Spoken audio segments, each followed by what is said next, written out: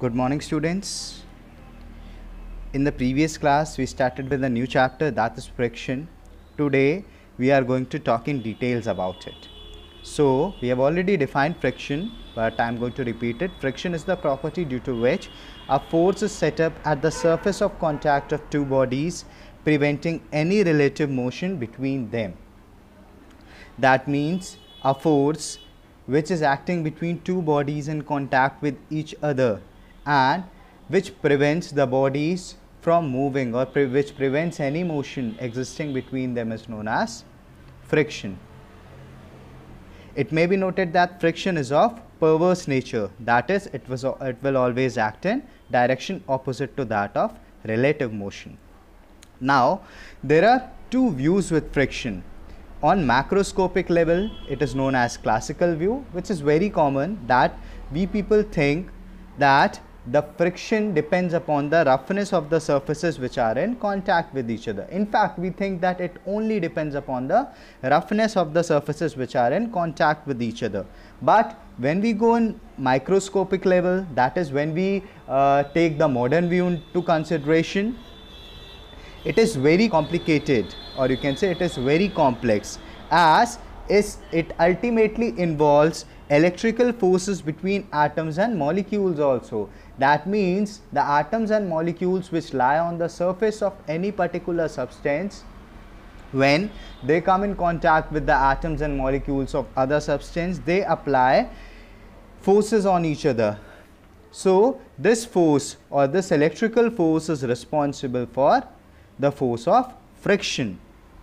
In fact, there occurs a bonding between atoms or the molecules at the point where the surfaces are in very close contact. So you can say you all have already studied about atomic and molecular bonding in chemistry. So the same concept prevails here also, that is, when the atoms or molecules of one substance come in close proximity with atoms and molecules of other substance, they react with each other, or you can say not reaction, but they form bonds with each other, and this is the reason for existence of frictional force. Since there are many contact points between two surfaces, so the attraction is also stronger, and these atoms or molecules are said to be as cold welded. Cold welded because actually they are not combining with each other, or they are not getting completely or permanently attached to each other, but they are experiencing certain attractive forces due to which they are holding each other back at their own places and restrict any sort of motion that can come over there. Let's move on to the next topic, that is laws of friction. As you can see over here, Amantens and A. Coulomb established some facts about sliding friction, which are now known as laws of friction. These laws were originally discovered by Leonardo da Vinci almost a couple of centuries before concept of force was introduced by Newton. This is just an intro, we do not need it over here. Now, moving forward, we have static friction, that is the first type of friction. So the laws of static friction state that the force of friction always acts in a direction opposite to the direction of relative motion, that is, friction is of perverse nature. We have already studied this earlier also, and we saw it also. So let's move to the next law, that is the maximum force of static friction,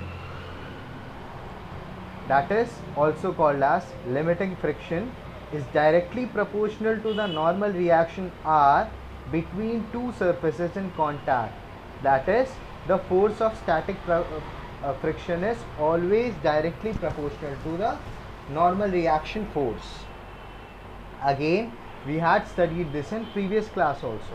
Now, the force of limiting friction depends upon the nature and state of polish of the two surfaces in contact, as it acts tangentially to the interface between the two surfaces. Now, since we all know that frictional force acts between the contact of, or it acts where the two surfaces are in contact with each other. So it will depend upon the roughness of the surface, or we can say polish of the surface. The smoother the surface is, the lesser will be the friction over there, and vice versa. The force of limiting friction is independent of extent of areas of the surfaces in contact, so long as the normal reaction remains the same. So, the force of friction which will be acting on any body will be independent of the surface area which is in contact with the ground. We can say, for example, you can for example, let's take a ball, let's take a basketball and a wooden block of same mass.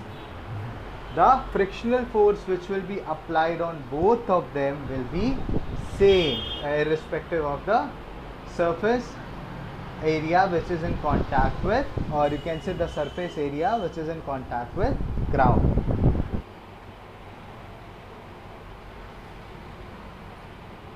Coefficient of static force. Now, putting a constant, we can write Fs or Fms is equal to mu s r, which we have already done, where mu s is coefficient of static friction. It is a constant and it is static. It is coefficient of static friction. Coefficient of static friction of any pair of surfaces in contact is equal to the ratio of limiting friction and the normal reaction, which we have already studied. Mu s, being a pure ratio, has no units and its values depend upon the nature of the surface in contact. Further, mu s is usually less than unity and is never equal to 0. Since the force of static friction can have any value from 0 to maximum, so what we can write it as, the force of static friction will be less than or equal to the force of limiting friction. Now let's study about kinetic friction. The laws of kinetic friction are exactly the same as those for static friction, and I have already stated that static friction is the friction acting on a body which is at rest, whereas kinetic friction is the friction acting on a body in motion.